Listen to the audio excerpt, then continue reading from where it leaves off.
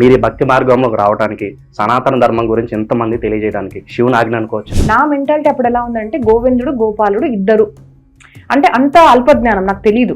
రాముడు జన్మస్థలం అయోధ్య, అలాగే వెంకటేశ్వర వాళ్ళకి తిరుమల. మరి శివుని యొక్క జన్మస్థలం ఏంటంటే ఏం చెప్తారు? దానికన్నా ముందు మీరు ఏం అనుకోవద్దు, కానీ మేడం అనకూడదు. అసలు శివతత్వం అంటే ఏంటి? శివ నీకు మంచి జరగాలి. శివ అంటే శివుడు కాదు. అసలు మనం ఈ మహాశివరాత్రిని ఎందుకు జరుపుకోవాలి? శివరాత్రి యొక్క స్టోరీ తెలియదు.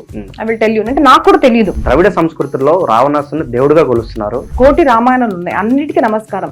జాగారం అంటే కేవలం మెలకు ఉండడమా? సో మీరు సినిమాకి దగ్గరగా ఉంటున్నారంటే ఉపవాసం ఎలాగైపోయింది? చాలా మంది రుద్రాక్షలు ధరిస్తూ ఉంటారు, కానీ చేయాల్సిన తప్పులు చేస్తూ ఉంటారు. ఏదో కవరప్ కోసం జస్ట్ వేసుకుంటూ ఉంటారు. ఏమన్నా ఫలితం ఉంటుందా మేడం? ఉంటుందండి. సో ఏంటిదంటే ధరించడం వల్ల ఖచ్చితంగా ఫలితం అనేది ఉంటుంది. త్రివేణి సంగమం అని ఉంటుంది, 3 నదులు కలయిక. ఏంటి మేడం అలా కలిసిన దానికి పవర్ ఏదన్నా ఉంటుందా? గంగే చైమునే చైవ గోదావరి సరస్వతి నర్మది సింధు కావేరి జలేస్మిన్ సన్నిధిం కురు. మోనాలిసా అనే ఒక అమ్మాయి అక్కడ బాగా అమ్మాయిని వైరల్ చేశారు. లిటరల్లీ ఇలా పెట్టుకొని అలా వెళ్ళిపోతుంది అంటే తనకి ఎంత బాధ పెట్టారు చూడండి. సో ఏ రకంగా కూడా తనకు సుఖము మంచిదైతే ఏం కలగలేదు. మీ ప్రకారంగా స్వర్గము నరకము 2 ఉన్నాయి? నాకు తెలుసు ఉన్నాయి అనేసి. మరి కొంతమంది నమ్మరు కదా, నేను వాళ్ళకి ఏం చెప్తాను, ఆ స్వర్గం నరకం ఉందో లేదో వదిలేసేయండి, ఈ చుట్టూనే స్వర్గం నరకం ఉంది. చిలుకూరు ప్రధాన అర్చకులు రంగరాజన్ గారి మీద దాడి జరిగింది, చాలా మంది ఖండిస్తున్నారు. కలియుగంలో ఎలా అయిపోయిందంటే నాకు నేను కోపం ఉందనుకో, చాకు తీసుకున్నాను చంపేశాను. వెనక నుంచి చంపానా ముందు నుంచి చంపానా ఏంటో సంబంధం లేదు. సనాతన ధర్మానికి ఎక్కడ అన్యాయం జరిగినా పవన్ కళ్యాణ్ గారు చాలా బలంగా నిలబడి ఆయన వాయిస్ అనేది రేస్ చేస్తున్నారు. నేనైతే అట్లాంటి వాళ్ళే సీఎం గా ముఖ్యమంత్రిగా అవ్వాలని కోరుకుంటున్నాను. లైమ్ లైట్ లోకి రావడానికి జగన్ గారి గురించి మాట్లాడారు అని చెప్పి వెంకటేశ్వర స్వామి క్యాలెండర్ చూస్తే కూడా శైతాన్ వచ్చేస్తుంది అంటారు. మరి మా దేవాలయం పని చేస్తే మనకి సైతాన్ రాదా? కరెక్ట్ అంటారా? మత ప్రచారం చేయొద్దు అని మమ్మల్ని ఖండిస్తున్నారు. మరి how come she got Bible from A school? That is my question. చూడడానికి మీరే ఒక ఆధ్యాత్మిక శిల్పంలో ఉన్నారు. ఇంతకు ముందు మీకు చాలా ఇష్టపడే వాళ్ళు కాబట్టి చాలా ప్రపోజల్స్ వచ్చి ఉంటాయి. సో నథింగ్ బట్ మీరు వద్దనుకున్నారు కాబట్టి ఇప్పుడు ఉన్నారు. చాలా మంది ప్రపోజ్ చేశారు, ఇప్పటికీ కూడా చాలా ప్రపోజల్స్ వస్తాయి. నమస్తే, ఇవాళ మన స్టూడియోలో ఒక స్పెషల్ గెస్ట్ ఉన్నారు. ప్రముఖ ఆధ్యాత్మికవేత్త, ప్రవచనకర్త డాక్టర్ శిల్పా దీది గారు ఉన్నారు. మేడంతో మాట్లాడదాం. నేను నమస్కారం మేడం. నమస్కారం అండి. హర హర మహాదేవ్. హర హర మహాదేవ్. చాలా థ్యాంక్ యూ మేడం, అడగగానే ఇంటర్వ్యూ ఒప్పుకున్నారు. సో చాలా మంది ఆస్ట్రాలజర్తో మాట్లాడాను, ఫస్ట్ టైం ఒక ప్రవచనకర్తతో మాట్లాడుతున్నాను, చాలా సంతోషంగా ఉంది. సో ముందుగా శివుని ఆజ్ఞ లేనిదే చేవైనా కొట్టదు అని అంటారు. మీరు ఈ భక్తి మార్గంలోకి రావడానికి సనాతన ధర్మం గురించి ఎంతమంది తెలియజేయడానికి శివుని ఆజ్ఞ అనుకోవచ్చు ఇదంతా కూడా? ఖచ్చితంగా అండి. అట్లా చెప్తే నేను చిన్నది ఒక మాట చెప్తాను. నేను శ్రీశైలంలో సెకండ్ స్టాండర్డ్ దాకా స్కూల్లో అక్కడ అనమాట శ్రీశైలంలో. సో అక్కడ నేను మా ఇంట్లో శివుడు అండ్ బాలకృష్ణ పూజ కూడా చేసేవారు. మా అమ్మ పొద్దున తులసమ్మకు పూజ చేసి తులసబాయి హిరివి గారు గోవిందాల గోపాలాల ఆవడఫారని మరాఠీలో అనమాట.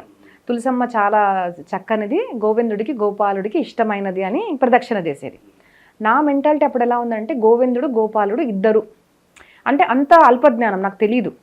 కానీ కృష్ణుడు అమ్మవారు అంటే చాలా ఇష్టం. అమ్మ అంటే నేను అమ్మనే అనుకుంటాను. మాతాచ పార్వతీదేవి పితాదేవో మహేశ్వర. ఇంట్లో ఏమన్నా బాధ అయినా లేదా చిన్నప్పుడు ఇంక తిడతారు కదా అమ్మ, స్కూల్లో ఫ్రెండ్స్లో పడిన మన శ్రీశైలం దేవాలయ ముఖ ద్వారానికి స్ట్రైట్గా వెళ్తే మనకు రైట్ సైడ్లో ఒక చిన్న అమ్మవారి టెంపుల్ ఉంటుంది. అక్కడికి వెళ్ళి ఏడ్చి చెప్పేదాన్ని, అమ్మ అదిగో ఇట్లా జరిగింది ఇలా జరిగిందని. ఆ టైంలో అంటే 2nd క్లాస్లో ఉండేదాకా. అయితే నేను పెద్దగా అయిన తర్వాత ఈ భాగవత ప్రవచనాలు మా గురుగారు నాకు భాగవతం చేయమని చెప్పడము ఇవన్నీ జరిగిన తర్వాత వెన్ ఐ వాస్ థింకింగ్, నా జీవితం గురించి నేను ఆలోచిస్తుంటే నాకేమర్థమైందంటే ఎవరైతే శివుడు పూజ చేస్తారో శివుడికి బాగా ప్రసన్నుడు చేసుకుంటే ఆయన ఒక గుప్త ధనాన్ని ఇస్తారు. అంతే కదండి. ఇప్పుడు మనకు చాలా ఇష్టమైన వాళ్ళు ఉంటేనే మనం లోపల తీసుకెళ్ళి ఇదిగో డైమండ్ నెక్లెస్ కొన్నాను అని చూపిస్తాం, అందరికీ చూపించాము. అలాగా తన గుప్తధనం ఏంటిది అంటే కృష్ణ భక్తి. తనకు చాలా సేవ చేసి తను మెచ్చుకున్నాడు అంటే కృష్ణ భక్తిని ఇస్తాడంట. అలాగా నేను ఆ శివయ్యను అమ్మవారిని అంతా ఇప్పుడు కూడా అమ్మ నానే అనుకుంటాను వాళ్ళిద్దరిని. అలా చేయడం వల్ల ఆయన ప్రసాదం వల్ల నాకు కృష్ణ భక్తి కలిగిందే నేను భావిస్తున్నాను. రాముడు జన్మస్థలం అయోధ్య, అలాగే వెంకటేశ్వర వాళ్ళకి తిరుమల. మరి శివుని యొక్క జన్మస్థలం ఏంటంటే ఏం చెప్తారు? చెప్తానండి, ఉంది దాంట్లో. దానికన్నా ముందు మీరు ఏం అనుకోవద్దు, కానీ మేడం అనకూడదు. అంటే నేను అందరికీ చెప్తాను. కొంతమంది ఏమవుతుందంటే అది కూడా మెసేజ్ పెడుతుంటారు, అమ్మ మాకు అలవాటు. సో మీ తప్పేం కాదు. మనందరికీ చిన్నప్పటి నుంచి అంటే సమ్ ఎరాస్ అనమాట, సమ్ డీకేడ్స్ మన భారతీయ సాంప్రదాయం ఇన్వేజన్స్ జరిగాయి.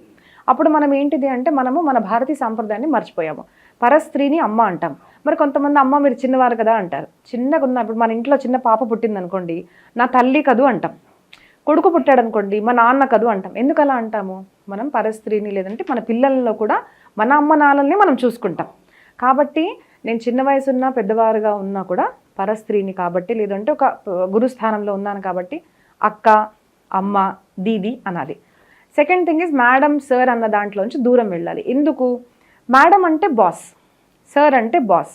నాకు కూడా అలవాటు ఉంది, ఒక్కొక్కసారి నేను అనేస్తాను, ఎందుకంటే అలవాటు అయిపోయింది కదా చిన్నప్పటి నుంచి. బట్ మనం ఎవరికి బాస్ కాదు, మనం అందరికీ బాస్ మన పరమాత్మ, గురువులు, మనం సృష్టించిన వాడు అంతే.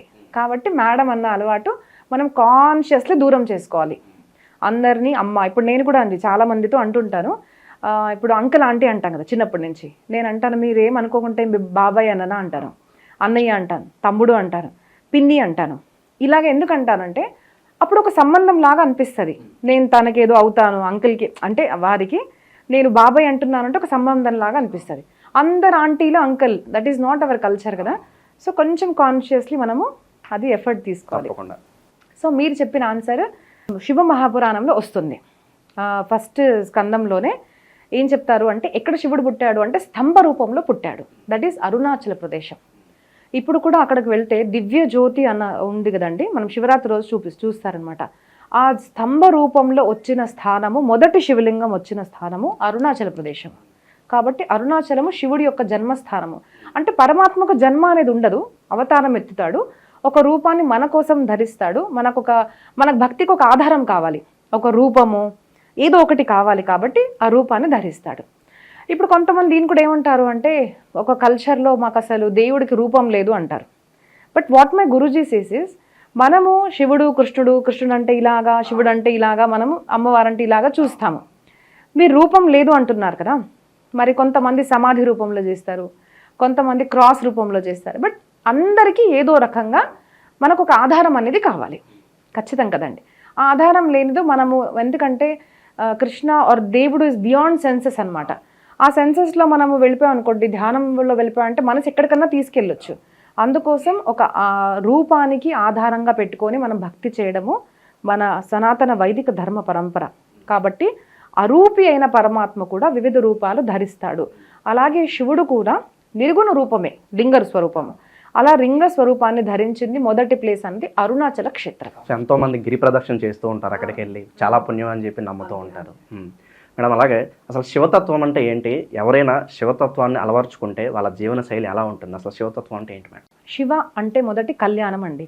తెలుగులో కళ్యాణం అంటే పెళ్ళి అనుకుంటారు, కళ్యాణం అంటే అలా కాదు. అంటే మన మూల భారతీయ సంప్రదాయంలో మనము ఏ పదానికన్నా మీనింగ్ సంస్కృత పరంగా చూస్తాము. So Kalyan is equal to మంచి, నీకు తేరా కళ్యాణ్ హో హిందీలో అంటాం, తెలుగులో మనం పెళ్ళి అనుకుంటాం. అలా కాదు, నీ కళ్యాణం అవ్వాలి అంటే నీకు మంచి జరగాలి.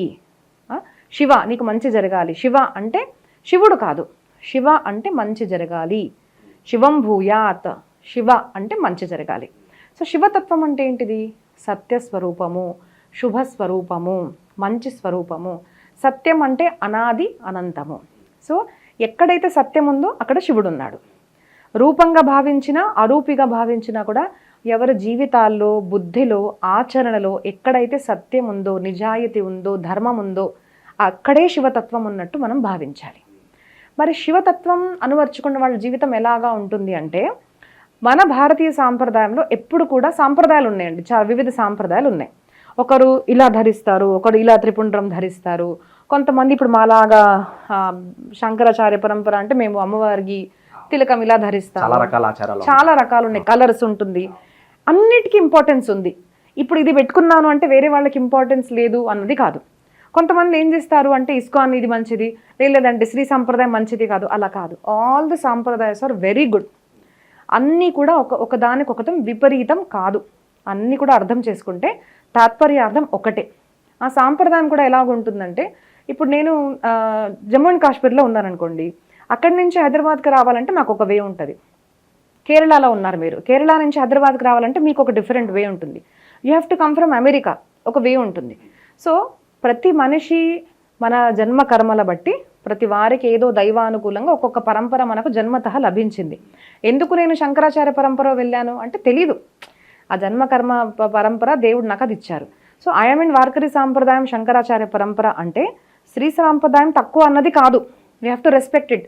ఒక మంచి శివతత్వంలో ఉన్న మనిషి, ఒక నిజంగా శైవేట్ ఉంటే he will never ever oppose Vaishnavism. శివపురాణంలో దాదాపు 10,000 శ్లోకాలు నేను తీసిస్తానండి. శివుడు హరి, హరిహరుడు ఇద్దరు కూడా ఒకటే అనేసి. కాబట్టి నేను ఇప్పుడు భాగవతం దగ్గర తీసుకొస్తాను మీకు. శివతత్వాన్ని అనువర్చుకున్న వాళ్ళు ఎలా ఉంటారు అంటే, భాగవతం ఎందుకు చెప్తున్నారు అంటారు కాబట్టి చెప్తున్నాను ఇది. రెండు కనెక్షన్ ఉంది కదా. ఎందుకు అంటే, ఎప్పుడు కూడా మన దగ్గర గురువులు అంటే ఈ తిలకాన్ని ధరిస్తారు, ఇలాంటి వస్త్రధారణ చేస్తారు అన్నది ఎక్కడ లేదండి. ఇప్పుడు మీరు మీరాబాయిని చూస్తే, she use to have princess లాగా వేషం ఉండేది. తర్వాత ఆవిడ సన్యాసం లాగా మనం చూపిస్తుంటారు కానీ తీసుకున్నారో లేదో మనకు తెలియదు. ఆ వేషంలో ఉన్నా కూడా షీ యూస్ టు సింగ్ అనమాట. అంటే ఇది సినిమా పాట, మరి ఆవిడ రాసేలేదు నాకు తెలియదు కానీ నాకు చాలా ఇష్టం. బాలా మే బైరాగన హూంగి, బాలా మే బైరాగన హూంగి, कहो तो कुसुमल साड़ी रंगावा, कहो तो भगवा भीस, कहो तो मोतियन मांग भरावा, कहो छिटकावा केस, बाला मैं बैरागन हूंगी. అంటే ఆవిడ ఆవేశంలో ధరించి కూడా కృష్ణుడిని పొందారు. మనం వార్కరి సాంప్రదాయంలో వస్తే, టైలర్గా ఉన్న నామదేవ్ మహారాజ్, ఒక బిజినెస్ మ్యాన్గా ఉన్న తుకారాం మహారాజ్, ఒక వేశ్య కన్యగా ఉన్న కాన్హోపాత్ర, షీ వాజ్ డాటర్ ఆఫ్ వేశ్య అన్నమాట, చాలామందికి తెలియదు. లేబరర్గా పనిచేసే వాళ్ళు ఇద్దరు భక్తులు, కుమ్హారుడుగా పనిచేసేవాడు గోరా కుమ్హార్. సో ఇలాగ ప్రతి సేన నావి కటింగ్ చేసేవాడు అనమాట Sena. So they never change their clothes, but they were great devotees of Panduranga. So ఏ సాంప్రదాయాన్ని మీరు చూసినా కూడా వాళ్ళు వాళ్ళ వర్ణాశ్రమ ధర్మాన్ని పాటిస్తూ అంతరంగాన్ని మార్చుకున్నారు, కానీ బాహ్య రంగాన్ని మార్చుకునే అంత అవసరం ఉండదు. తిలకధారణ ఇంపార్టెంటే, ఎందుకంటే దట్ రిమైండ్స్ అస్. మంగళసూత్రం ధరిస్తే నాకు నా భర్త, నేను ఒకరికి చెందుతాను అన్నది. అలాగే మేము తులసిమాల ధరిస్తే ఐ బిలాంగ్ టు కృష్ణ అన్నది. ఇంకోటి అంటే, ఇప్పుడు మనం అంటారు కదండి, కుక్కకు మనం బెల్ట్ వేస్తే దాన్ని ఎవరు పట్టుకెళ్ళారు, ఎందుకంటే దానికి తెలుసు మనమే ఓనర్, ఇంకా ఓనర్ అని తెలిసి ఎవరో ఓనర్ ఉన్నారు అనేసి. అలాగా యమదూతులు కూడా తులసిమాల ధరిస్తే పట్టుకెళ్ళారంట, అలాగే రుద్రాక్షమాల ధరించిన. కాబట్టి ఇవన్నీ వేషాలు ధరిస్తారు, కానీ ఎప్పుడు కూడా భక్తుడు అంటే బాహ్య వేషం ఇలాగే ఉంటుందన్నది కాదు. మన వర్ణాశ్రమ ధర్మం పాటిస్తూ అంతరంగా మార్చిన వారు మాత్రమే భక్తులు. అయితే ఆ శివతత్వాన్ని అనువర్చుకున్న వాళ్ళు ఎలా ఉంటారు అంటే, శ్రీమద్ భాగవతంలో తృతీయ స్కందంలో మనకు చెప్తారండి. సుహృద సర్వదేహినాం తితిక్షవ కారుణికాహ ఇలాగ చెప్తారు. మై అనన్యేన భావేన అంటే, ఎవరైతే అనన్యంగా అంటే ఎట్లాంటి పరిస్థితి వచ్చినా కూడా నన్ను మాత్రమే ఆశ్రయిస్తాడు, అంటే పరమాత్మని మాత్రమే ఆశ్రయిస్తాడు, అలాంటి వాడు నా భక్తుడు. తితిక్షవ హూ హ్యాస్ పేషెన్స్, ధైర్యం ఉంది. కష్టాలు రాగానే చాలామంది నాకు మెసేజ్ పెడుతుంటారు, అక్క ఇన్ని కష్టాలు, దేవుడికి అసలు ఏం కనిపించట్లేదా నా కష్టాలు అంటారు. బట్ ప్రతి మనిషికి, ప్రతి భక్తుడికి కష్టాలు వచ్చాయండి. ప్రతి భక్తుడికి జీవితంలో కష్టాలు ఉన్నాయి. అందుకోసమే భాగవతం, ప్రహ్లాద చరిత్ర చూడండి, ధ్రువ చరిత్ర చూడండి, సొంతం తల్లిదండ్రులే బాధ పెట్టారు. పాండవ చరిత్ర చూడండి, సొంతం బాబాయ్ పిల్లలు. అందుకోసం ఇవన్నీ చదవాలి. ఎన్ని కష్టాలు ఉన్నప్పటికీ కూడా నాకు నా పరమాత్మ రక్షిస్తాడు. ద్రౌపదికి అంత అవమానం జరిగినా she never left Krishna. So తితిక్షవ, ధైర్యంగా ఉండాలి. మనము ఎన్ని ఆపదలు వచ్చినా కూడా పరమాత్మ మీద నమ్మకం ఉన్నవాడు. సుహృద సర్వదేహిన, మనం కూడా ప్రేమిస్తాం కానీ మన వాళ్ళని ప్రేమిస్తాం. నా తమ్ముడు, మా అక్క, మా చెల్లి, మా అమ్మ నాన్న. ఇక్కడ ఏమంటున్నారు, సుహృద సర్వదేహిన, అందరినీ ప్రేమించేవాడు. అంటే చరాచరంలో కూడా దేవుడే ఉన్నాడు అని జ్ఞానం పొందినవాడు, ఎవరైతే ఎక్స్పీరియన్స్ చేస్తాడో అలాంటి వాళ్ళే శివతత్వాన్ని పొందారు అంటారు. సో ఇది ఎలా వస్తుంది అంటే, ప్రాక్టీస్ ద్వారా వస్తుంది. సో వీళ్ళు భక్తులు, వాళ్ళ మనసు మారుతుంది. ప్రతి చోట కూడా వాళ్ళు పరమాత్మని చూస్తాడు. ప్రతి సంఘటన జరిగినా కూడా, ఎంత చెడు జరిగినా కూడా ఏదో దైవ అనుగ్రహం లేకుండా ఇలా జరగదు అంటారు. ఉదాహరణకి చెప్పాలి అంటే, భక్త తుకారాం అండి. ఒకసారి ఏమవుతుందంటే, ఆయన మంచివారు కాదు, ఒక ఆడవారితో ఇలాగ చూసామని చెప్పేసి నిందలు వేస్తారు. అదే మనం ఉంటే ఏం చేస్తామని టెన్షన్ తీసుకుంటాం. వెంటనే టెన్షన్ తీసుకొని సూసైడ్ ఏదేదో ఆలోచిస్తాం మనము. లేదంటే ఇన్ని రోజులు పూజించాను, అసలు ఆ అమ్మవారికి అంత కనిపించట్లేదా, నేను ఇంకా పూజ చేయను అనేస్తాం. ఆయన ఏం చేశారు, పర్వాలేదు, ఏదో సంకల్పం, దైవ సంకల్పం ఉండొచ్చు. అందరు వచ్చి ఆయన ఫేస్కి మొత్తం నలుపు రాసేసి డాంకీ మీద కూర్చోబెడతారు, చెప్పులు మాల వేసి. మనం ఏం చేస్తామండి, బాధపడతాం కదా. ఆయన ఆ ప్లేస్లో కూడా పాండురంగ పాండురంగ పాండురంగ అనుకుంటూ వెళ్ళాడు. వై? బికాస్ హీ నోస్, బాహ్యంగా నాకు ఇది తప్పు అనిపిస్తుంది కానీ దీంట్లో ఏదో ప్లాన్, కృష్ణాస్ ప్లాన్ ఉంది అని అనుకున్నారు. ఇలా ఉంది మరి కృష్ణాస్ ప్లాన్ అంటే అదంతా జరిగింది. తర్వాత కొంతమందికి వాళ్ళకి బాధ అనిపించింది, నిజంగా ఉంటే వాళ్ళు వ్యతిరేకిస్తారు, ఏమీ లేదు ఎంత భక్తుడు చూడని వాళ్ళకి వాళ్ళే వచ్చి తర్వాత క్షమాపణ అడగడం అనేది జరిగింది. సో ఏది జరిగినా కూడా మనము మనలాగా చూసుకుంటాం, కానీ ఏ ఆపద ఇచ్చినా కూడా పరమాత్మ ఏదో కారణంతో ఇస్తాడు, మనకు మంచి చేయడానికి ఇస్తాడు అన్న నమ్మకం మనకు ఉండాలి. So, అంటారు కదా everything happens for a reason. Happens for a reason. And ఆ పరమాత్మ చూస్తుండగా జరుగుతుందంటే ఏంటిది, తన విష్తో జరుగుతుంది. మరి నా పరమాత్మ విష్తో జరుగుతుంది, తన కోరిక వల్ల జరుగుతుంది అంటే నేను వ్యతిరేకించేవాడిని ఎవరిని? భక్తుడు అంటే శరణాగతి అంటే ఏంటిదండి, నేను అనుకున్నట్టు జరగాలి అంటే నేను బాస్ అవుతాను, నువ్వు అనుకున్నట్టు జరగాలి అంటే ఆయన బాస్ అవుతారు. So we should decide.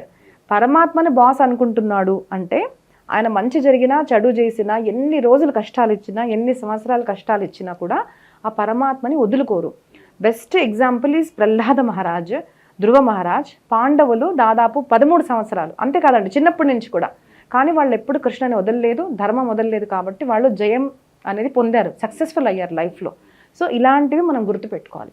ఇలాగా ఏ సంఘటన జరిగినా ఆ పరమాత్మకి శరణ ఎవరైతే ఉంటారో, నమ్మి ఉంటారో, వాళ్ళే శివతత్వాన్ని పొందినట్టు. అమ్మ, మనకి మహాశివరాత్రి రాబోతుంది. అసలు మనం ఈ మహాశివరాత్రిని ఎందుకు జరుపుకోవాలి, అలాగే నేటి యువతకి అర్థమయ్యేలాగా మహాశివరాత్రి ఎలా జరుపుకోవాలి, ఉపవాసాలు ఉంటారు, జాగారాలు చేస్తారు, సో నేటి యువతకి అర్థమయ్యేలాగా అసలు మన శివరాత్రి ఎందుకు జరుపుకోవాలో మీ మాటలో వివరించండి. సో శివరాత్రి అనేసరికి నేను చిన్నప్పటి నుంచి ఇక్కడ ఏం చూస్తాను అంటే ఉమ్ము కూడా అసలు మింగరు, పొద్దున్న లేవగానే ఇల్లంతా క్లీన్ చేసుకుంటారు, పూజ చేస్తారు, గుడికి వెళ్తారు, ఆ రోజు భస్మం ధరిస్తారు, ఉపాసం చేస్తారు, జాగరణ చేస్తారు.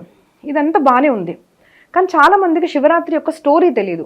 ఐ విల్ టెల్ యూ, అంటే నాకు కూడా తెలియదు, ఎంతమందికి తెలుసో నాకు తెలియదు, తెలిసిన వాళ్ళకి క్షమించాలి. బట్ నేను శివ పురాణం చదివిన తర్వాత నాకు తెలిసింది. ఎప్పుడు అంటే అసలు సంఘటన ఎలా జరుగుతుంది, ఇది మెయిన్గా మనం తెలియాలి. అసలు శివరాత్రి ఎందుకు చేసుకుంటాము, శివ ఆవిర్భావం ఎలా జరిగింది, శివభక్తి అంటే ఏంటిది. అయితే ఒకసారి ఏమవుతుందంటే బ్రహ్మ విష్ణు వీళ్ళిద్దరు గొడవ పడతారనమాట. బ్రహ్మదేవుడు ఏమనుకుంటాడు అంటే నేను గొప్పవాడిని, నేను పెద్దవాడిని, నన్ను పూజించాలి. విష్ణుమూర్తి వస్తారు, అదేంటిది అలా మాట్లాడుతున్నావు, నువ్వు నా నాభి కమలా నుంచి పుట్టావు కదా నువ్వు, మరి నేను నీకు తండ్రి, నువ్వు పెద్దవాడు ఎలా అవుతావు అంటే లేదు నేను ఒప్పుకోను, నువ్వు ప్రూవ్ చేయాలి. అయితే ఎలా ప్రూవ్ చేయాలి అనగానే అక్కడ ఏకంగా వాళ్ళిద్దరు గొడవ పడుతుంటే అక్కడ ఏదో స్తంభం లాగా సడన్గా వచ్చేస్తుంది. ఏంటిది స్తంభము అని బ్రహ్మదేవుడికి ఐడియా వస్తుందన్నమాట. సరే ఒక పని చేయి, నేను పైకి వెళ్తాను, ఈ స్తంభం యొక్క అంతాన్ని తెలుసుకుంటాను, నువ్వు కిందికి వెళ్ళు, దీని అంటే ఎక్కడ ఎండ్ అవుతుందో తెలుసుకో, అది అంతం తెలుసుకుందాం. ఎవరైతే ఫస్ట్ ముందుకు వస్తారో తెలుసుకుంటారో వాళ్ళు గొప్పవారని మనం తేలిపోతుంది. సరే అనేసి బ్రహ్మదేవుడు ఏం చేస్తారు, పైకి వెళ్ళిపోతాడు, హంసం మీద కూర్చొని పైకి వెళ్ళిపోతాడు, అంటే తన వాహనం. విష్ణుమూర్తి గరుడం మీద కూర్చొని కిందికి వెళ్ళిపోతారు. కింద వెళ్తూనే ఉంటారు, అసలు ఎంత చేసినా అంతం దొరకట్లేదు, అనంతం ఇదేదో అనంత శక్తి అనేసి తెలుసుకొని విష్ణుమూర్తి బయటకు వచ్చేస్తారు. బయటకు వచ్చేసి నాకు దొరకట్లేదు అనుకుంటారు. బ్రహ్మదేవుడు ఏం చేస్తాడు, మరి నేను అన్న భావన కలిగింది అనుకోండి, ఇంకా ఎథిక్స్, రూల్స్, వాల్యూస్ అన్నీ మర్చిపోతాడు మనిషి. ఆయన ఏం చేస్తాడు అంటే లేదు నేనే ప్రూవ్ చేసుకోవాలి కదా అని, ఇంకా అట్లాంటి వాళ్ళకి ఐడియా కూడా దొరుకుతుంది, and idea can change your life అన్నట్టు. సో పైనుంచి అప్పుడు ఏమవుతుంది, ఆ ఏదైతే అనంతమైన శక్తి ఉందో ఆ పైనుంచి ఒక కేతకి పుష్పం కింద పడుతూ ఉంటుంది. కింద పడుతూ ఉంటే నువ్వెవరు అంటే నేను ఎక్కడో మరి తెలియదు, పైనుంచి కిందకు వస్తున్నాను, నేను పడిపోయాను శివుడు తల మీద నుంచి అంటే, మరి అంతం చూసావా అంటే నాకు కూడా తెలియదు అంటుంది. సరే కానీ ఒక ప్లాన్ చేద్దాం ఇద్దరం కలిసి, కింద విష్ణుమూర్తి ఉన్నాడు, నువ్వేం చేయాలి అంటే నేను అంతం చూశాను అని చెప్పాలి, బ్రహ్మదేవుడు నేను చూశాను అని నువ్వు సాక్షిగా ఉన్నట్టు చెప్పాలి అంటారు. తను అంటుంది అబద్ధం కదా అంటే ఏం పర్వాలేదు, నేను బ్రహ్మదేవుడిని, ఐ హ్యావ్ సమ్ రైట్స్, నాకు ఒక పవర్ ఉంది, నేను నీకు మంచి పొజిషన్ ఇస్తాను, అంటే మన భాషలో మాట్లాడు, ఒక మంచి పొజిషన్ ఇస్తాను, నువ్వు ఈ పని చేయంటే మనుషులు ఇది అందుకోసం అంటారండి, మంచి పరీక్ష చూడాలి అంటే ధనము స్త్రీ ముందుకొస్తే ఒక మనిషి యొక్క నిజం క్యారెక్టర్ బయటపడిపోతుంది. సో ఇది చూడంగానే చాలామంది చాలా పనులు చేసేస్తారు ఇంకా. సో సరే అంటుంది. అలాగే వెళ్తుంటే మళ్ళీ గోవు కూడా వస్తుందన్నమాట. సో గోవు కూడా నువ్వు చెప్పాలి, నాకు సాక్షిగా ఉండాలి అంటే సరే చెప్తాను అంటుందన్నమాట. అప్పుడు వాళ్ళిద్దరు కిందికి వచ్చేసి విష్ణుమూర్తి దగ్గర నేను అంతం తెలుసుకున్నాను, మరి ఆది తెలుసుకున్నాను, అంతం తెలుసుకున్నావు అంటే సత్య సంకల్పుడు కదా, సత్యవ్రతం త్రిసత్యం సత్యం చ యోనిం నిహితంచ సత్యే. సో పరమాత్మ నాకు కనిపించలేదు అని చెప్తాడు నారాయణుడు. బ్రహ్మదేవుడు అబద్ధం చెప్తాడు, సాక్షిగా చూడు కేతకి పుష్పం అంటుంది నేను చూశాను అంటుంది. ఆవు కూడా గోవు అబద్ధం చెప్పేస్తుంది. అయితే అలా చెప్పంగానే ఇంకా శివుడికి కోపం వచ్చేస్తుంది. ఆ స్తంభం అంటే ఏంటిది, మొదట ప్రకటమైన శివలింగ స్వరూపము, మొదట జ్యోతి స్వరూపం అనమాట. వెంటనే ఆకాశవాణి అవుతుందన్నమాట. ఎందుకు బ్రహ్మదేవుడిని అబద్ధం చెప్తున్నావు, నువ్వు విష్ణుమూర్తిని మరి ఇలాగ తప్పు పట్టేస్తున్నావు కదా, నీకు నేను శివుడు విష్ణుమూర్తి వేరేగా అనిపిస్తున్నారా? నా శాసనంలో మీరు ఉండాలి, తప్పు అనేది చేస్తున్నావు, అసత్యం మాట్లాడుతున్నావు, కాబట్టి ఇప్పటి నుంచి నీకు పూజ అనేది ఉండదు. సో దట్ ఈస్ వై బ్రహ్మదేవుడికి పూజ అనేది తీసేశారు. ఆయన క్షమాపణ అడిగాడు అనమాట. కేతకి పుష్పము నువ్వు అంటే ఎప్పుడు కేతకి పుష్పాన్ని ధరించేవాడు శివుడు, నువ్వు అబద్ధం చెప్పావు కాబట్టి ఎప్పటికీ నేను నిన్ను స్వీకరించును అంటారు. తను క్షమాపణ అడుగుతుంది. అప్పుడు అసత్యం పలికేవాడికి ఎప్పుడు కూడా దేవుడు స్వీకరించాడు. మరి క్షమాపణ అడిగాడు కదా, స్వీకరించాలి. సో నేను స్వీకరిస్తాను. ఎలాగా అంటే నా మండపాన్ని మీరు డెకరేట్ చేసుకోవచ్చు కేతకి పుష్పంతో, కానీ నా తల మీద మాత్రం మీరు కేతకి పుష్పాన్ని అర్పించకూడదు అని అంటారన్నమాట. ఆ గోవుకు కూడా అలాగే నోటితో అబద్ధం చెప్పింది కాబట్టి నోటి పూజ మనం చేయం చూడండి. మనము పృష్ఠభాగాన్ని పూజ చేస్తాం. ఎందుకు అంటే ఏ నోటిని ఏ ఇంద్రియాల్ని నీకు నేను ఇచ్చానో దాన్ని దురుపయోగం చేసుకున్నావు, నీ పవర్స్ని నీ బుద్ధిని నీ శక్తిని దురుపయోగం చేసుకున్నావు. సో అక్కడ దేవుడు పనిష్మెంట్ ఇస్తాడు. సో అసత్యం పలికేవాడు ఎంత శివరాత్రి రోజు ఉపవాసం చేసినా దేవుడి దగ్గరికి వెళ్ళినా దేవుడు మనల్ని ఎప్పుడు కూడా స్వీకరించడం మనం గుర్తుపెట్టుకోవాలి. సో వాట్ ఈస్ సత్యము? మన ఫ్యామిలీ లైఫ్లో ఒక భార్య భర్త పిల్లలు అమ్మ నాన్న జాబ్ ఎక్కడికి వెళ్ళినా కూడా మనం ఏం చేస్తామండి? స్వార్థం ఉంది అంటే అక్కడ అబద్ధం పని చేస్తాం. మన భార్యకి మనం చీటింగ్ చేస్తాం, లేదంటే భార్య భర్తకు చీటింగ్ చేస్తుంది. ఇప్పుడు నేను ఒక ఫ్యామిలీ చూశానండి, ఆ చీటింగ్ చేసుకుంటూ ఆ మనిషి పట్టుకున్నాడు, వెళ్ళిపోయింది ఆమె. ఆ పిల్లల గురించి కూడా పట్టుకోకుండా వెళ్ళిపోయింది. ఎంత బాధ అండి ఒకరికి. సో మీరు కనిపించే సృష్టికే మీరు లాయల్గా లేకుంటే మీరు ఎంత గుడికి వెళ్ళినా దేవుడు ఎట్లా మీకు యాక్సెప్ట్ చేస్తాడు? సో నిజంగా సత్యాన్నే మీ జీవితంలో ఆచరిస్తే that is the best puja of Shiva.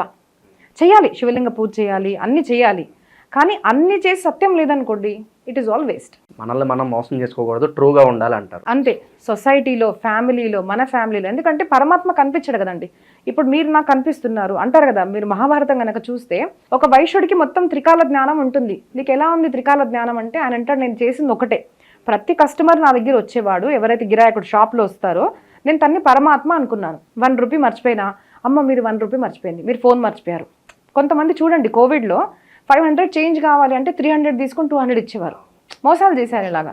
So అది పరమాత్మ కదా, నేను తప్పు చేయకూడదు, అబద్ధం చేయకూడదు, కరెక్ట్ తులా ఇవ్వాలి. ఇలాగ మన కర్మల్ని వర్ణాశ్రమ ధర్మాల్ని మనం కరెక్ట్గా పాటిస్తే, ఒక భార్య కరెక్ట్ భార్యగా ఉంటే, ఒక భర్త కరెక్ట్ భర్తగా ఉంటే, మనం మన పేరెంట్స్ పిల్లలకి లాయల్గా ఉంటే, ఇలా కనిపించే సృష్టిలో మనం లాయల్గా ఉంటే that is the best puja of Shiva. So ఇది చేయడం ముఖ్యం. దాని తర్వాత ఉపవాసాలు అన్నీ. ఎందుకు చెప్తున్నాను అంటే ఢోంగి అంటారండి హిందీలో. చాలామంది ఎన్ని నాటకాలు చేస్తారంటే, ఐఎమ్ సారీ, భస్మం ధరించే వాళ్ళు తప్పు అనడం లేదు, భస్మం ధరిస్తారు, నాటకాలు చేస్తారు, పూజలు చేస్తున్నట్టు ప్రదక్షిణ చేస్తున్నట్టు చూపించుకుంటారు బయట.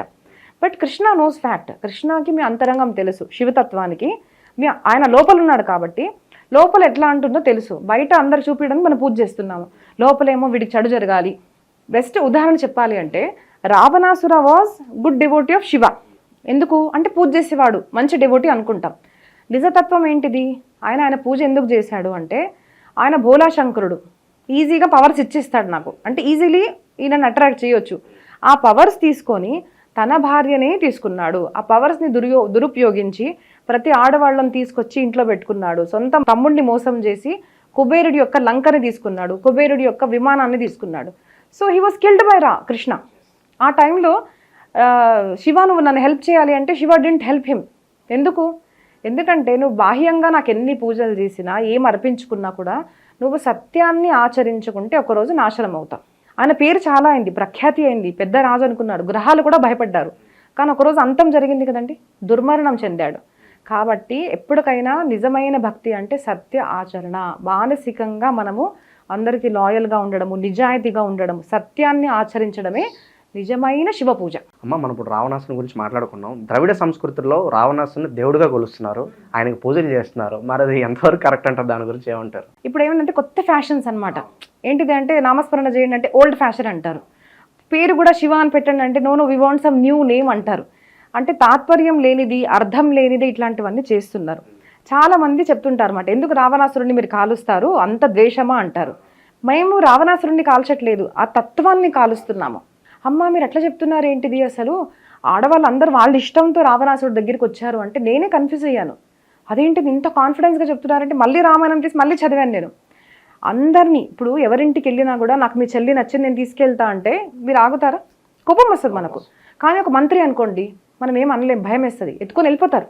ఇట్లాంటి సంఘటనలు జరుగుతాయి. సో ఎవరు అక్క చెల్లి అమ్మ ఎవరింటికి వెళ్ళినా ఇప్పుడు యక్షులు నాగులు గంధర్వులు దేవతలు, అంతేకాకుండా సొంతం కుబేరుడి యొక్క అంటే సొంతం తమ్ముడి యొక్క కొడుకు భార్యని అంటే సొంతం కోడల్ని రేప్ చేశాడు తను, రంభని. That is there in Valmiki Ramayan.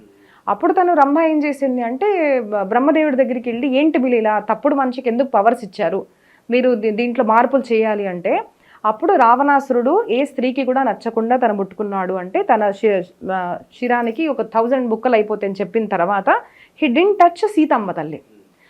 అలా ఉండడం వల్ల ముట్టుకోలేదు. కానీ చాలా మంది ఏమనుకుంటారు, స్వతహాగా ఆయన చాలా సీతమ్మని ఏం చేయలేదు, జస్ట్ ఎత్తుకెళ్ళాడు మాత్రం అని చెప్పి చాలా మంది భావిస్తూ ఉంటారు. ఇది రావణాసురుడు తన మంత్రితో చెప్పినట్టు వాల్మీకి రామాయణంలో ఉంది. శతకోటి ప్రవిస్తరం, కోటి రామాయణాలు ఉన్నాయి, అన్నిటికీ నమస్కారం.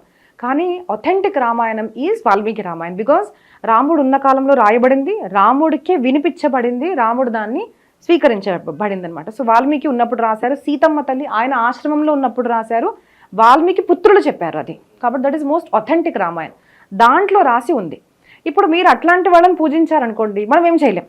అంటే మీ భార్య అక్క చెల్లెల్ని తీసుకెళ్ళినా మీకు ఏం లేదు, వాళ్ళ విజ్ఞతగా వదిలేయాలి. అలాంటి వాళ్ళు మీరు దేవుడు అనుకుంటే మీరు మా కోసం అసురులు, కానీ రాముడు మాత్రం మా కోసం రావుడు. రావణాసురుడు is always A villain, evil, అంతే ఈవిల్.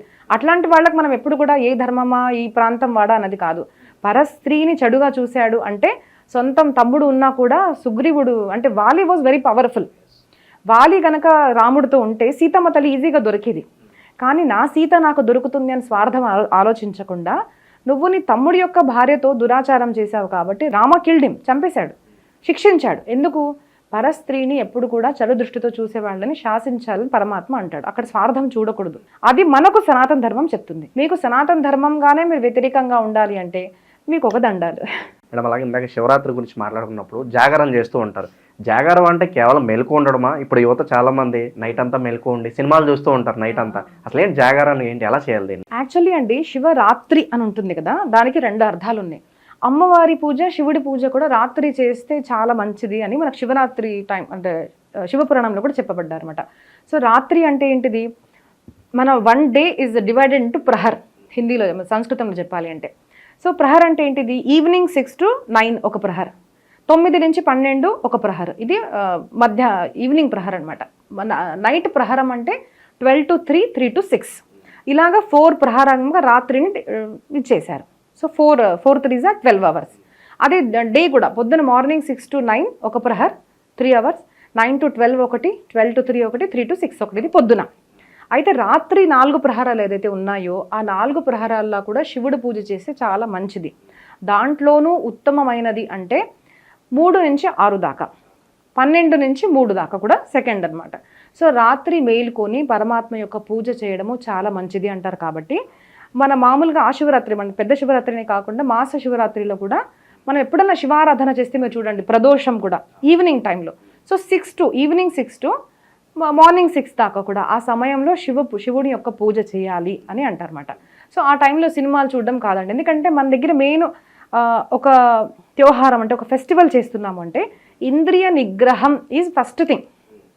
ఇప్పుడు ధ్యానం గురించి మాట్లాడతారు చాలామంది, ఫ్యాషన్ అయిపోయింది ధ్యానం, మెడిటేషన్ చేస్తామంటారు. But you directly go to meditation. మాకు సమాధి వచ్చేసింది, మాకు షట్చక్రాలు యాక్టివేట్ అయ్యాయి, ఇట్లాంటివన్నీ చెప్తూ ఉంటారు. బట్ వేరే ఫస్ట్ బిగినింగ్ థింగ్ ఏంటిది, యమ నియమ ఆసన ప్రాణాయామ.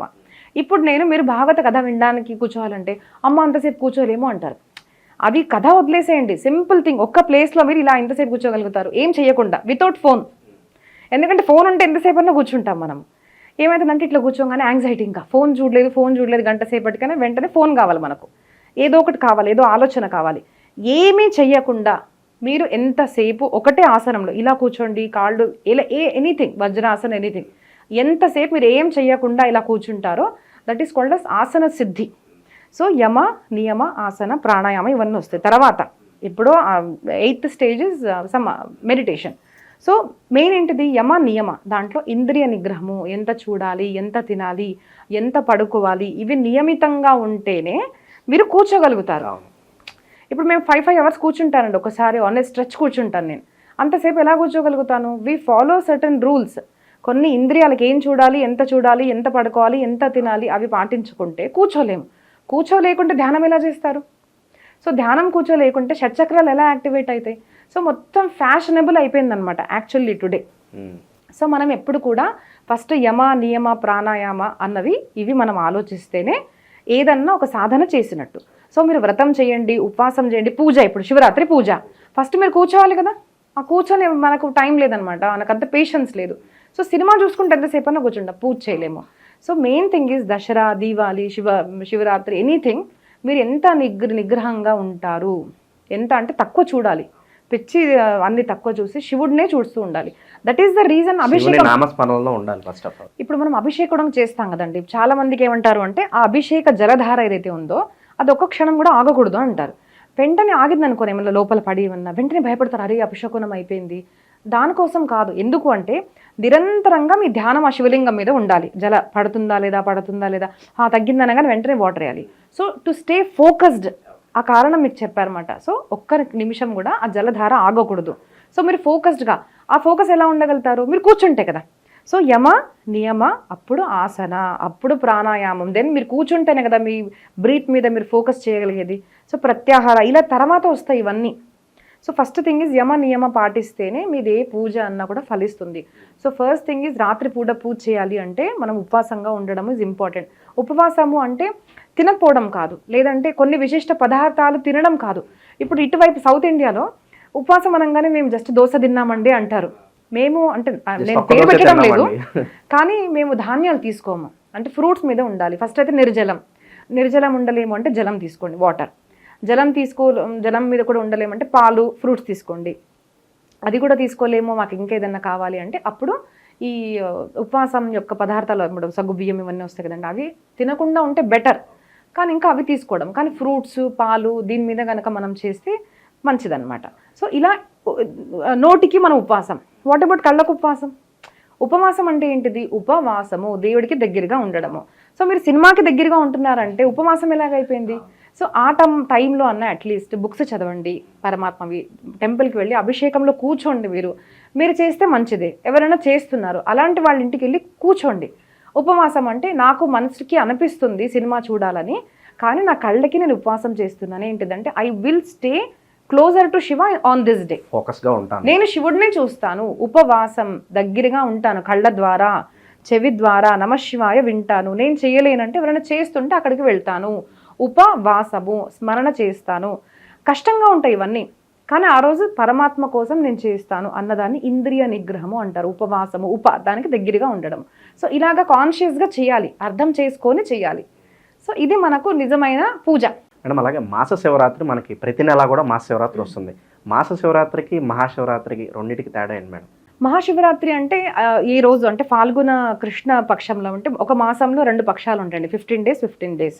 సో ప్రతిపద నుంచి పౌర్ణిమ, తర్వాత ప్రతిపద నుంచి అమావాస్య. సో ప్రతిపద నుంచి అమావాస్య, పాడ్యమి నుంచి అమావాస్య, దాన్ని కృష్ణపక్షము అంటారు.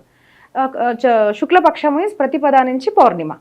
సో కృష్ణపక్షంలో చతుర్దశి అంటే 14th day, అమావాస్యకు ముందున్న రోజు మనకు శివరాత్రి అనేది వస్తుంది, ప్రతి మాసం వస్తుంది.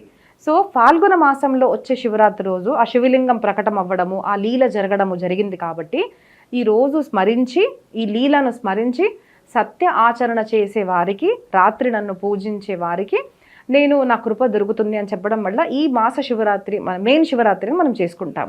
సో అది మనము ఇంకోటి ఇందాక చెప్పడం మర్చిపోయాను. రాత్రి అంటే ఇంకోటి ఏంటిది అంటే, రాత్రి అంటే చాలామంది ఏమనుకుంటారు, రాత్రి ఈజ్ నాట్ నైట్. రాత్రి అంటే అంధకారము, రాత్రి ఈజ్ అజ్ఞానము.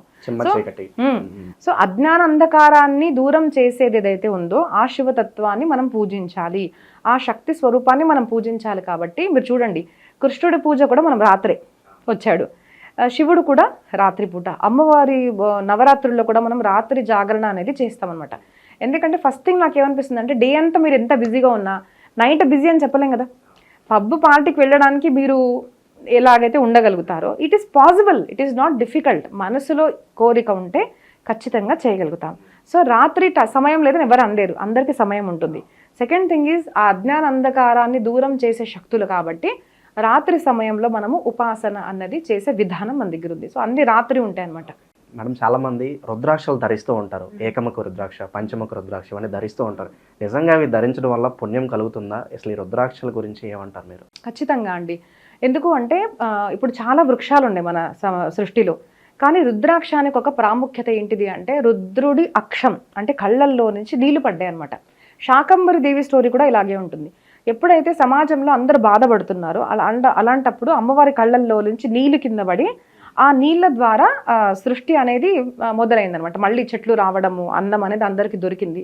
సో శాకంబరి తన అందరికీ కూడా అన్న ప్రసాదాలు అన్ని ఇచ్చింది కాబట్టి అమ్మవారు. సిమిలర్లీ మన అందరి బాధల్ని చూసి వీళ్ళ బాధలు తొలగిపోవాలి అని తన కళ్ళల్లో నుంచి పడిన నీళ్లు ఏదైతే ఉందో దాంట్లో నుంచి వృక్షం వచ్చింది, రుద్రాక్షము.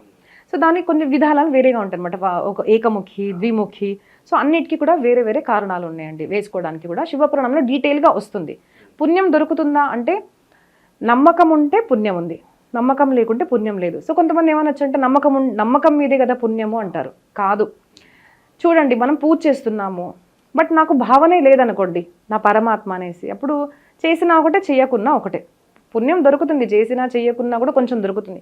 కానీ నమ్మకంగా చేసినప్పుడు ఇంకా పుణ్యం దొరుకుతుంది. చాలా మంది రుద్రాక్షలు ధరిస్తూ ఉంటారు, కానీ చేయాల్సిన తప్పులు చేస్తూ ఉంటారు, ఏదో కవరప్ కోసం జస్ట్ వేసుకుంటూ ఉంటారు. ఏమైనా ఫలితం ఉంటుందా మేడం? అసలు ఉంటుందండి. సో ఏంటిదంటే ధరించడం వల్ల ఖచ్చితంగా ఫలితం అనేది ఉంటుంది, కానీ ఆచరణ కూడా చేసామనుకోండి ఇంకా ఫలితం ఉంటుంది. ఎగ్జాంపుల్ చెప్పాలి అంటే ఇప్పుడు ఇక్కడ మంట పెట్టారనుకోండి, మీరు తెలిసి తెలియకుండా ఇలా ముట్టుకున్నాను. సో నాకు తెలియకుండా ముట్టుకున్నా కూడా దాని గుణం ఏంటిది? కాల్చే గుణం. అది నా చెయ్యి కాలుస్తుంది. అరే అరే శిల్ప గారు తెలియకుండా చేయి పెట్టారు కదా అని తన కాలకుండా ఉండదు. అగ్ని తత్వం ఏంటిది అంటే కాలుస్తుంది. మీరు కావాలని చేయబెట్టండి, తెలియకుండా చేయబెట్టండి.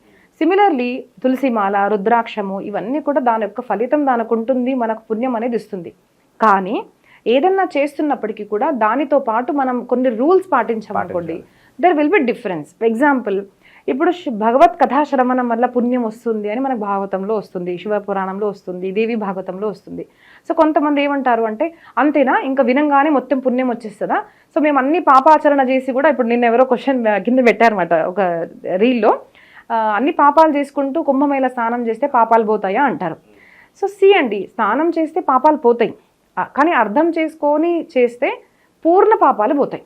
ఎలాగా అంటే నాకు తెలిసి తెలియకుండా పాపం చేశాను, కానీ ఇప్పుడు నాకు తెలుసు పాపం ఏంటి పుణ్యం ఏంటి తెలుసు, నేను ఒక మనిషిని, నేను తెలుసుకోగలుగుతాను, ధర్మం ఏంటి అధర్మం ఏంటిది లా తెలుసుకుంటాను. ఇప్పుడు నేను స్నానం చేసి ఇవన్నీ వదిలేసుకుంటాను, సింపుల్ గా నేను మళ్ళీ నా లైఫ్ నేను రీస్టార్ట్ చేయను అని సంకల్పబద్ధంగా ఉన్నప్పుడు అక్కడ చుట్టూ ఉన్న శక్తులు కూడా అబ్జర్వ్ చేస్తే కదండి, అప్పుడు మన జీవితం మారిపోతుంది. సో రుద్రాక్ష వేసుకున్న ఫలితం ఉంటుంది, కానీ దాంతోపాటు కొన్ని నియమాలు మనం పాటించాలి. అలాగే భాగవతంలో కూడా ఒక శ్లోకం వస్తుందండి, రసం ముహురహో రసిక భువి భావుకాహ అని అంటారన్నమాట. సో మాటి మాటికి వినండి, ఇది ఏమంటారు దీన్ని ఔషధం అంటారన్నమాట. ఏంటిది కథని. సో ఔషధం అంటే ఏంటిదండి, ఇప్పుడు మనం ఏదైనా మెడిసిన్ వేసుకున్నాం, డాక్టర్ ఏం చెప్తారు, కొన్ని తినండి కొన్ని తినకూడదు, డూస్ అండ్ డోంట్స్ చెప్తారు. నేను డాక్టర్ షుగర్ తినొద్దన్నారు, నేనైతే షుగర్ బాగా తింటాను కానీ మెడిసిన్ వేసుకుంటున్నాను కదా అంటే డిఫరెన్స్ ఉంటుందా? ఉండదు. సిమిలర్లీ మీరు ఆధ్యాత్మికంగా కూడా కొన్ని రూల్స్ పాటిస్తున్నారు. ఇప్పుడు తిలక ధారణ చేశాను, మాల వేసుకున్నాను, నేను ఇవన్నీ వేసుకుంటాను కానీ నేను మాత్రం ఏం ఫాలో చేయను అంటే కుదురుతుందా? We have to follow certain rules. అది చేసినప్పుడు ఇంకా బలంగా ఇంకా తొందరగా మార్పు అనేది వస్తుంది. సో డూస్ అండ్ డోంట్స్తో పాటు ఆ ఆచరణ అనేది మనం చేయాలి. That is important. Thank you so much for the wonderful words madam. శివుని గురించి, శివతత్వం గురించి, సనాతన ధర్మం గురించి ఎన్నో విషయాలు తెలియజేశారు. మీ ద్వారా ఎంతో జ్ఞానాన్ని మేము కూడా సంపాదించుకున్నాము. ముందుగా మీకు కూడా మహాశివరాత్రి శుభాకాంక్షలు మేడం. ధన్యవాదాలు. మీకు కూడా శుభాకాంక్షలు అండి. ధన్యవాదాలు.